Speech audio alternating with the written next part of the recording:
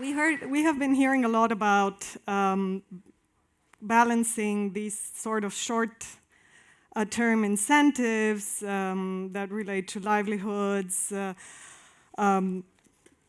with the long-term incentives that relate to ecosystem protection. So would you like to expand a little bit more on that and how this matter is understood also by the people on the ground? And we could start. Is it still on? Yeah. No? Okay. It's not. Hi, thank you. That's fantastic question. Thank you. Yeah, I think it's really important for a lot of us to realize that people are living day by day, living hand to mouth. They're planning for today, not for tomorrow. How do I feed my family today? What's important? What are the jobs that I've got to get done today so that I can put food on the table? So actually the idea of scale and long-term protection of an area can be quite far removed from those immediate needs of the communities. So it's really key that we can build in a narrative and a picture of actually the long-term benefits, the change that can happen as a result of protecting these key forest areas, coexisting with wildlife and benefiting from that directly. If people don't see those direct benefits, they don't feel them, of course you're not going to feel inclined to get involved and to help participate in that effort. So that's really key to the long term for the next generation as well to benefit. Okay.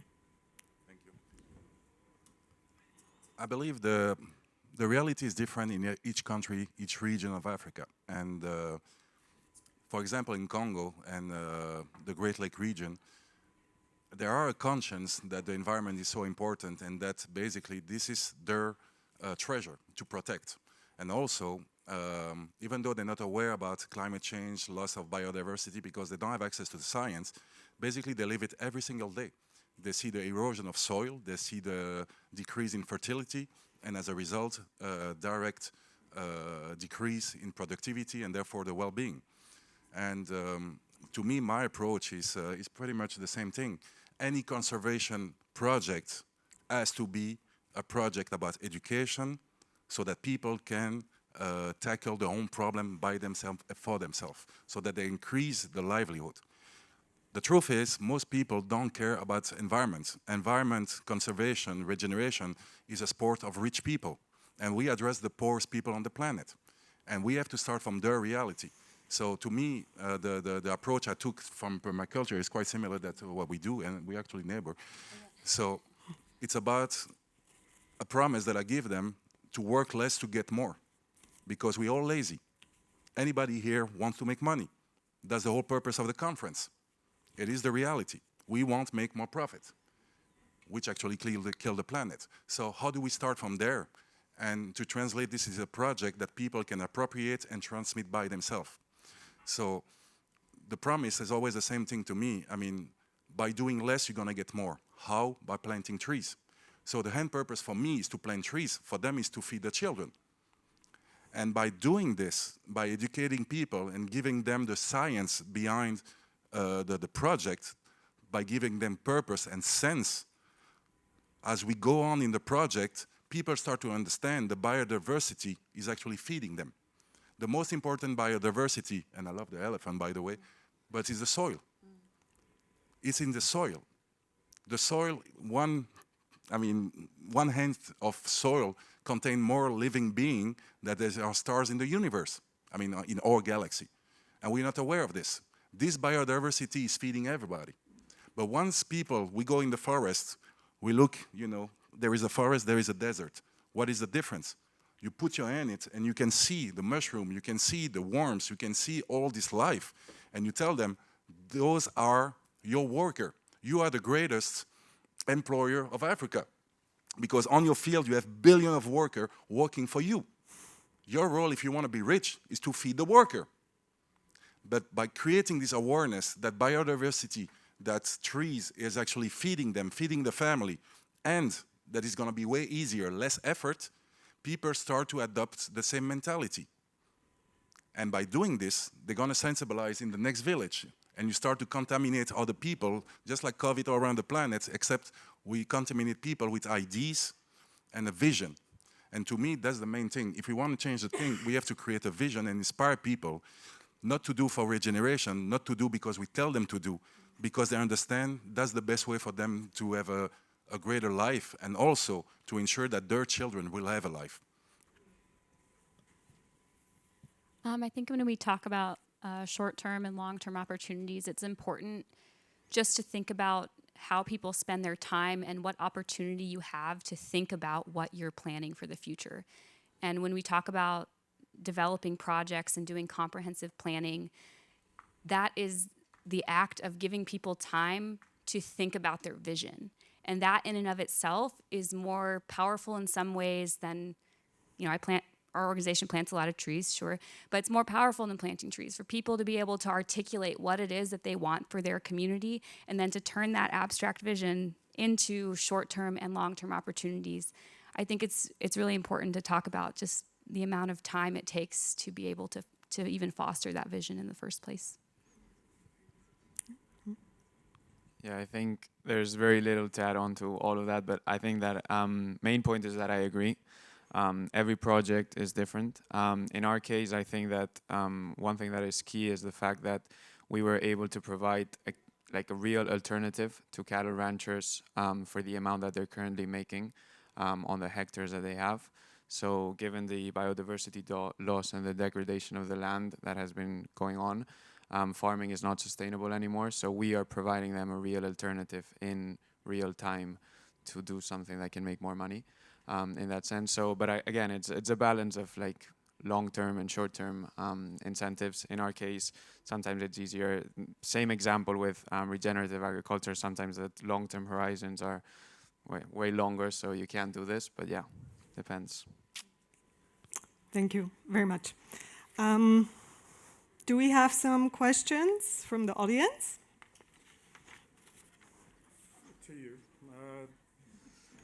I just wonder, how did you interact with the communities that you were interacting in DRC? What was your approach with the communities, and how did you get involved? And who were your people that you hired to integrate your program with the communities?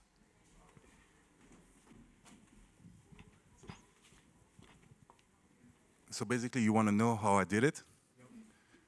Okay. First, I presented myself as a citizen of the world. I'm not an NGO, I'm a person. I'm a concerned citizen. That's the first thing. I don't come with a big truck. I don't come with banners. I don't come with anything. I just have my bag, my selfie stick, my short, my shoes, and I go. And I start to speak with the community, and I tell them straight away, is that I'm not here to help you. I'm here to ask for your help. And I make them conscious about the fact that Congo, the forest of Congo, is the last hope for humanity. And that's a crazy scientific fact. If the forests of Congo disappear, the whole humanity will disappear. And I make them aware of that. And I tell them, I'm not here to help, I'm here to ask you for help. The second thing that I do is that I provoke them. When I go in a village, and you're all aware of this reality, if they see my Muzungu face, the white man coming in the village, all the children, as soon as they can walk and talk, they're going to come to me and say, Muzungu, pesanga biscuit, pesanga bongo, give me the money, give me the biscuit. And I tell them, facing this challenge, climate change, which is not even the biggest challenge we have, the loss of biodiversity is, we're not even addressing it. So, and I tell them those things, scientific fact, I treat them men to men, woman to man, we speak freely.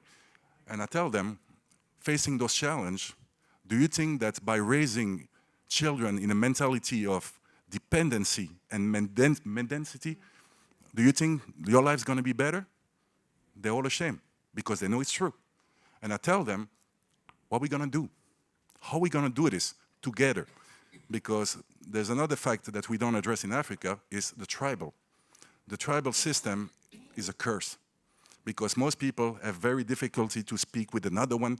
You have 3,000 languages just in Congo, 300 different communities in Congo. So I tell them, basically we have a choice. Either we learn to work together or we will die alone. Your choice. And by provoking them and by challenging them, I get trust because nobody has ever spoke to them like this. And the second step that I do is that I show them that the solution is so easy. In 2 weeks, I can teach people how to be self-autonomous on 300 meters square, which is nothing. So I give them this vision, and I do this with them. I don't teach them. We go on the field, we do it together. We teach, the next day, we're working together. And they see it's doable and it's tangible.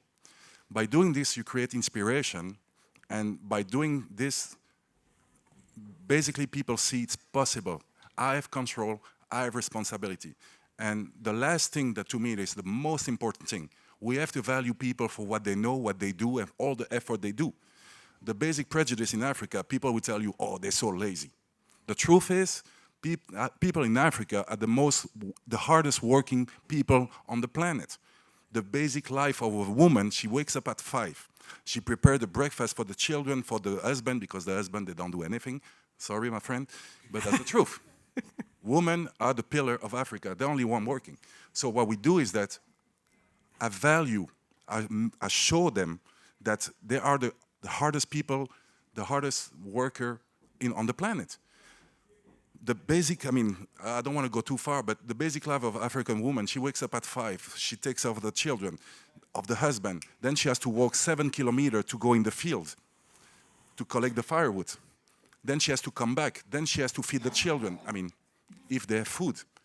And that's the reality. And when you start with this and you tell them, okay, we can make food right there by applying permaculture, by planting trees and so on and so forth, you're gonna gain at least 4 hours a day. That 4 hours a day you can apply for yourself, to read a book, to take care of your children, to actually have a better life. You inspire them and you value them. And by doing this, because colonization has destroyed Africa. We have destroyed the social structure, the cosmology, the spirituality. We have destroyed everything. And most people, they don't value their own culture. There is difference in different countries, but in Congo, that's the most disaster. Because dignity is the base on which you can build a project. If you don't have trust in yourself and dignity, you're always relying on others to actually do it for you. So as a mental coach, because my approach, I take conservation as changing the mentality. That's the main thing. And by empowering people, showing them that actually work more than anybody, I challenge any European person to go in Africa and to live like they do. We will die in a week. The reality is that they still survive and they still manage to smile more than we do. I believe they are the inspiration. But when a white man goes there and shows them, man, I'm here to learn from you. You know more than I do. You are an inspiration. People start to stand up. They start to feel, I can do it. My role at this point is just to support them by giving them the tools to do it by themselves, for themselves. And to be very honest, so I complete the thing, is that I believe we shouldn't be here on the stage. I believe the people, the real hero, the people that really do something are the African people that do this for free. They don't get paid, they don't get to live in hotel like we do, they don't eat the food we eat, they do the work. Our job is to support them. Our job is to give them the tool and the means to actually succeed. And by speaking like I speak to you right now, man to man, that's how you inspire people, because you speak the truth. And by doing this, people get along. People get along. And then, you speak about the time that you need to get people in. I need 4 hours. 4 hours. Because when you speak like this, you give them the facts, you give them the tools. 4 hours later, they start to plant the trees. They start to create compost. They do everything because they have the energy and they have the hope. All they need is the tool and the means. And that's what we need to provide them. Am I answering your question? Thank you. I would like to encourage the rest of the speakers to build upon this thread of building trust and inspiration at the community level. I think it's very interesting. So Francesca, if you'd like to go first, and then... Yeah, no, I think our stories are very similar in what we've experienced. Again, not coming from an NGO background at all, but just being really passionate about communication and about people and listening and learning from those on the ground and understanding the wealth of knowledge that they hold but have been ignored for so long because, there are massive systems at work around the world that really place a lot of pressure upon rural, remote, very marginalized, very vulnerable people. You know, huge seed corporations, big conglomerates, I could name them, of course, we know who they are, but, you know, they entrap people within a system that they're then completely dependent on. People who used to save seeds and harvest themselves and replant every year now have to purchase them year on year. They're either GMO seeds or some hybrids work, some don't, but you've got then, you've got issues between farmers. This guy over here, his maize has grown 10 meter. The one next to him, he's got 1 meter. And he's like, someone's out to get me. What's going on here? I bought the same seed. And the soil is different. Even from farm to farm, the soil is different. The way it's been treated, the way it's been managed or mismanaged, or, you know, so it's that lack of innovative and just basic education in things that people have, but as the world moves on, they're being told a different story to one that they know is true to themselves. And going into this with Wild Survivors, it was really shocking to me to see that there were organizations that had been there 30, 40, 50 years, massive, and the problems were still remaining in the same locations. And I have complete respect for everyone that's trying to work hard and has complete meaningful missions, but there is an issue there. Something is not working. And that's really what I was keen to understand more about, and to see how we could help change things on a small scale, of which we're working now. It's myself, a board of 5, fantastic board of trustees, and our local field team. And that's it. You know, we're super small, but we work very quickly, we adapt quickly, and we go to these conflict hotspots, and we listen and learn. And like you say, it's changing that mentality from a dependency model to an ownership model, to take ownership of these solutions, to have the empowerment and the means to do so, and to feel trusted, and also that everything they can contribute is hugely beneficial. But it's not always projected in that way or seen in that way. So we want to actually uplift. We want there to be an uprising of local communities. We want to see people rise up to the challenge, meet those opportunities, and feel that they have the support and the backing behind them to do so. And the solutions are out there, and they're super simple. So why aren't they being utilized enough? And that's the question. That's the gap, the missing piece of the puzzle that we're trying to connect here. That's really, really important. I think building trust is a really important topic, and at an organization like Eden, you know, I just gave you the stats, 280 sites over 10 countries. It's really easy to imagine that a lot of our operations are really top down, but I think one of the most important things to me back when I was working as regional director in Africa and helping to build offices is really the importance of allowing teams to build the vision themselves and not coming in with an idea of what needs to happen in a certain country, but just knowing that deforestation here is a problem that's impacting people. Everything we have, or everything that we need to build the solutions is here, the knowledge is here. So we're gonna use all of the tools and expertise and knowledge that we have in local communities to build the project. And Eden gets asked all the time, why don't you hire all of the best experts in every single country? Why aren't you hiring from this institute or that institute? And the answer is because even as much as there is expertise and education in the world, I've benefited from education, the people who have the strongest vision are the people who are most impacted by a project. So in terms of building trust, in my opinion, and it's really just about allowing people to build the vision that's in them somewhere. People talk about what their community needs, right? I'm sure in every one of your communities that you're a part of, you talk about problems or issues that come up. There's no lack of solutions. It's really about taking the time to build a vision and then implementing it together. So really trust is about listening and recognizing what's already available to create solutions. Yeah, again, only to add up onto that, I think that there's a key point as well in terms of the communities and trust, which is how we make people here trust that they are the best to do this. So the element of trust is not only, because my experience is not on the field in this case, but how can we translate this to the people that will support this from the first world, or how can we get the most funding towards that, building that trust, bridging that gap. I think that is something that is very important as well. there's this translation effect. So we have to be conscious that frontline workers are the people that we have to put in. So they're going to be the ones that bring the solutions, but we need to be able to explain this as well with robust facts in front of people who are going to support this. So I think that's a very big challenge.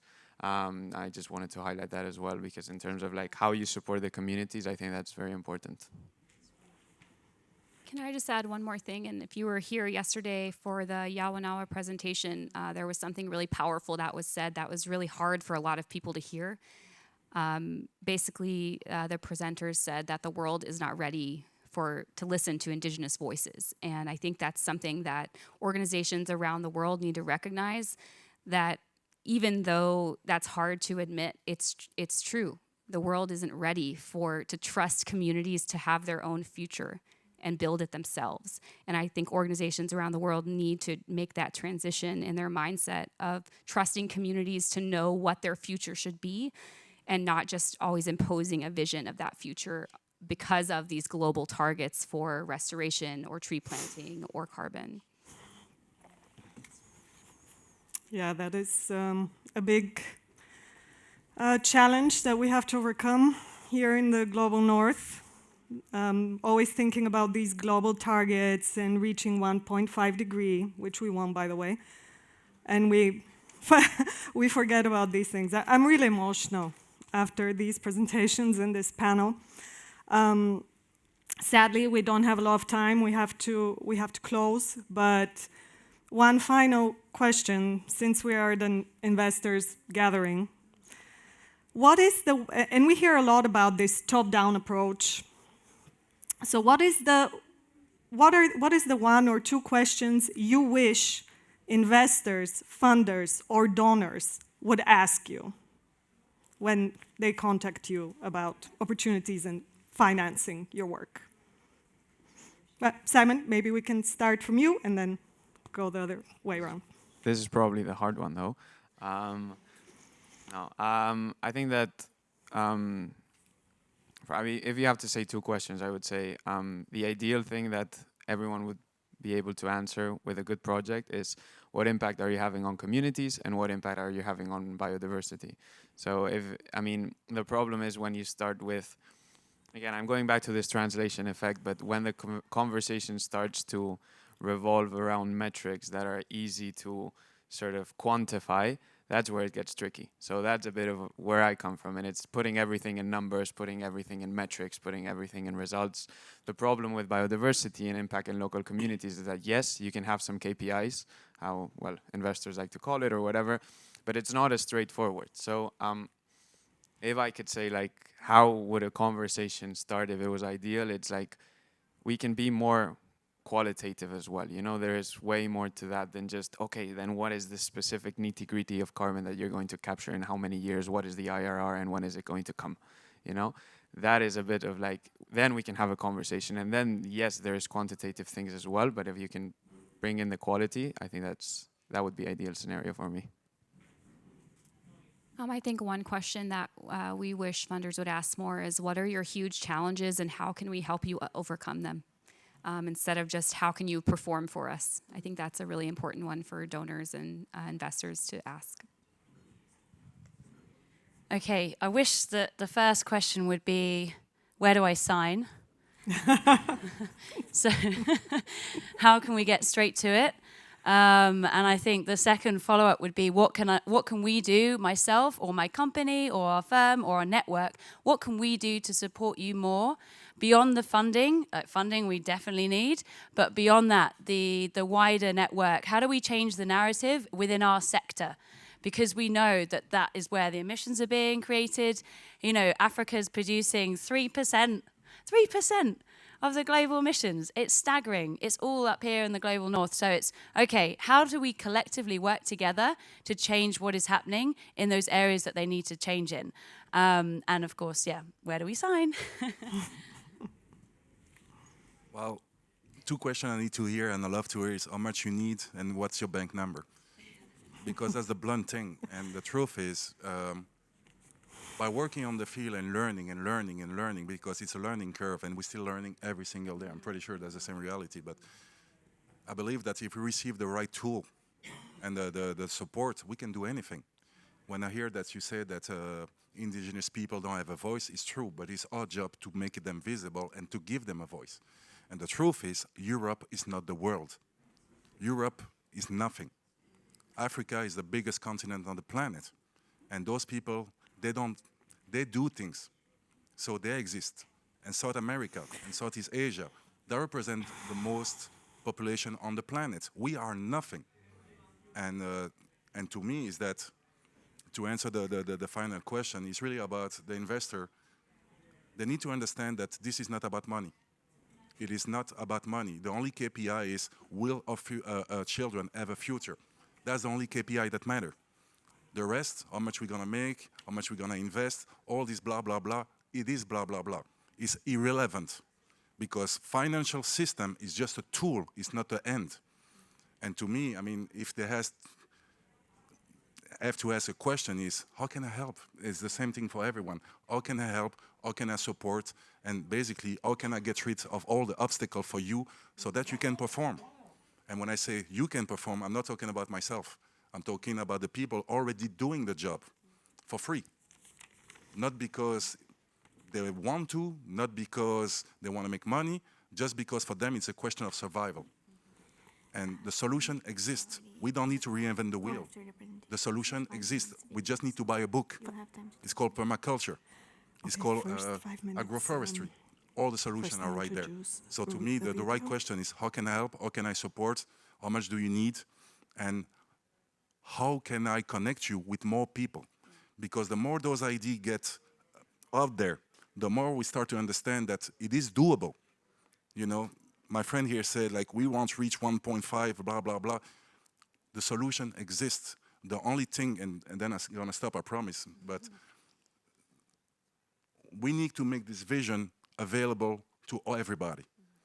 Corporate is one thing, but the people, 8 billion people on this planet, they need to see that it is doable. Most people think that transition is going to be hard, it's going to be painful. My friend here said, I've never laughed so much into a professional environment. People are actually doing it, enjoying it with big smiles, and we have amazing results. If you give me the mic, I can speak for a week about all the stories, and I'm sure it's the same thing for you, because it's human story and super inspiring. So the main question is, how can you help? How can we help you help us? And that's to me the main thing. Thank you. Thank you very much. Thank you.